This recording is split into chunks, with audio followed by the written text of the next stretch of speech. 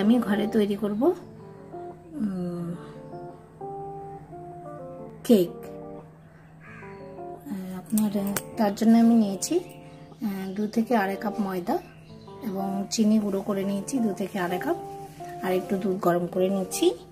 সেখানে আমি একটু সামান্য একটু ইস্ট পাউডার দিয়ে দিচ্ছি গরম দুধে। এই দেখুন সামান্য দিয়েছি, এটা একটু ভিজে যাবে। তারপর তার জন্য আমি নিয়েছি 5টা ডিম নিয়েছি।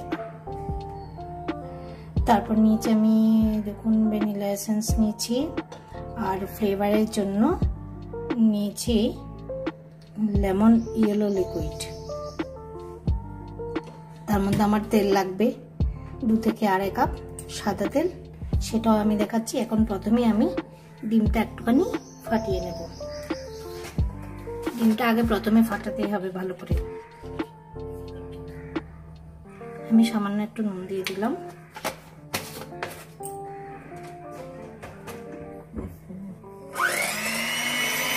যার কাছে হ্যান্ড মিক্সারটা নেই তারা চামচ দিয়ে করতে পারে ডিমটা, বা হাতেও পাঠিয়ে নিতে পারেন, চামচ দিয়ে পাঠিয়ে নিতে পারেন, তবে ভালো করে ফাটাতে হবে ডিমটা।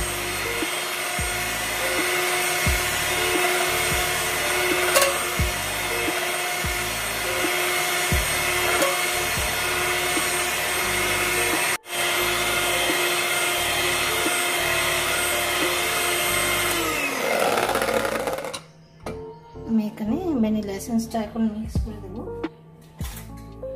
দেখুন 4 চামচে। এবার আমি ভ্যানিলা এসেন্সটা মিক্স করবো। আমার অনেকটা ফাটানো হয়ে গেছে, যেহেতু 2 কাপ আমি 2 কাপ আড়াই কাপ নিয়েছি, তো ওই জন্যই আমি 2.5 চামচ এসেন্স দেবো, নাহলে ডিমের আস্তে গন্ধটা দিয়েই দিতে হবে একটা পুরো।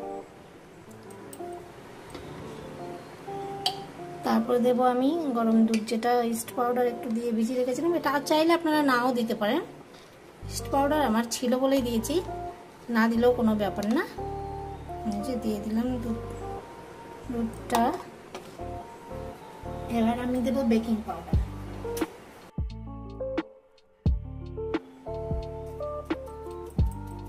বেকিং পাউডার দিচ্ছি আমি।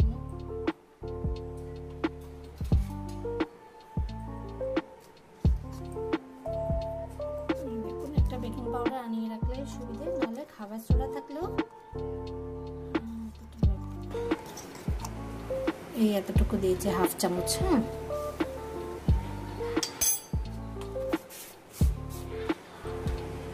একটু সামান্য করে তারপর আমি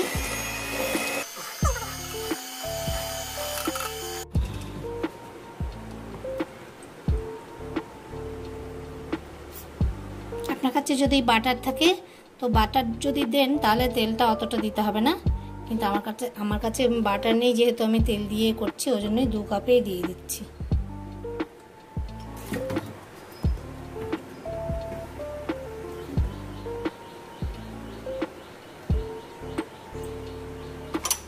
এবার আমি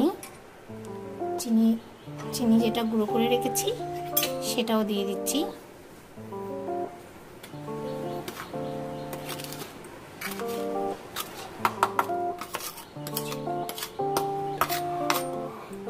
চিনিটা দিয়ে দিলাম, এবার একটু করে নেব।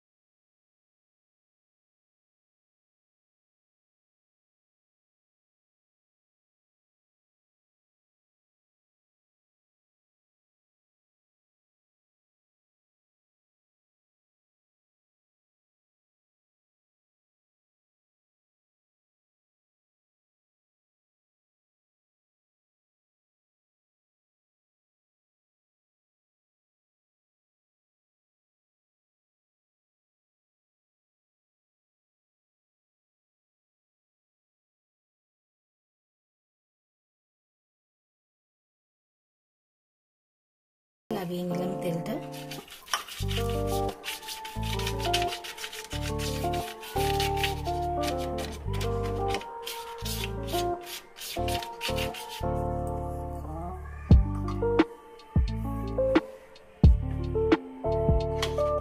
এবার আমি দিয়ে দিলাম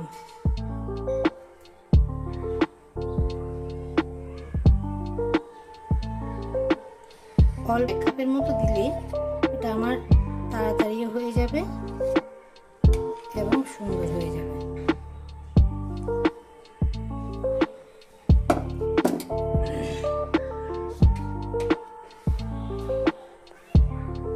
এটাকে করবো যাতে হাওয়া থাকলে হাওয়াটা বেরিয়ে যায়। বসিয়ে দেবো।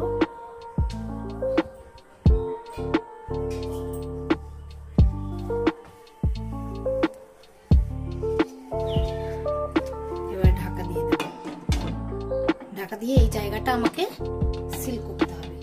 এটা আমি একটু ময়দা দিয়ে করব, না হলে একটা কাগজ দিয়ে দেব।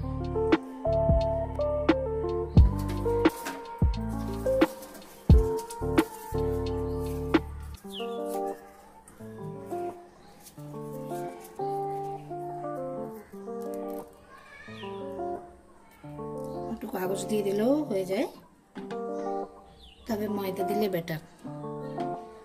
এবার আমি এভাবে 30 মিনিট রেখে দেব। এবার আমি প্রেসার কুকারটা দিয়ে দিচ্ছি। 30 মিনিটের মতো রেখে দেবো আমি ঢাকা দিয়ে। এবার আমি ঢাকাটা লাগিয়ে দিলাম।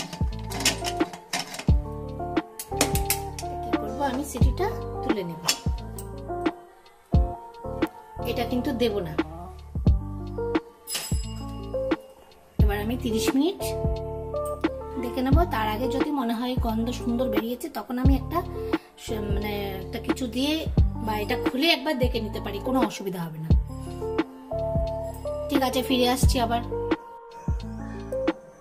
আমার 20 মিনিটও লাগেনি, হয়ে গেছে দেখুন একবার। 20 মিনিট হ্যাঁ 20 মিনিটেই হয়ে গেছে। 20 মিনিটেই হয়ে গেছে।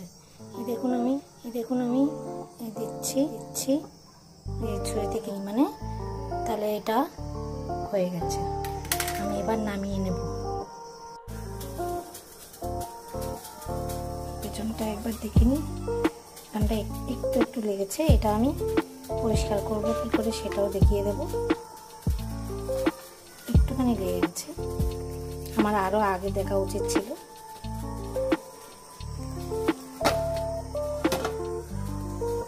একটু ঠান্ডা হোক, তারপর পিস করছি। এটাও হয়ে গেছে। এটা আমার 30 মিনিট পুরো লেগেছে। প্রেসার কুকারে 30 মিনিটেই লাগবে। আর আপনার ওই ননস্টিক কড়াইতে হলে ওই 20-25 মিনিটের মধ্যে খুব সুন্দর হয়ে যাবে।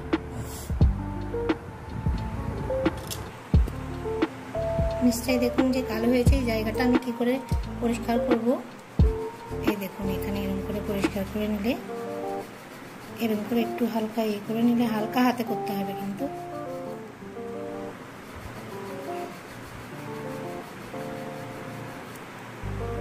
পরিষ্কার হয়ে যাচ্ছে আস্তে আস্তে। এই দেখুন অনেকটা পরিষ্কার হয়ে গেছে, দেখুন। আর এই কেকটা দেখুন,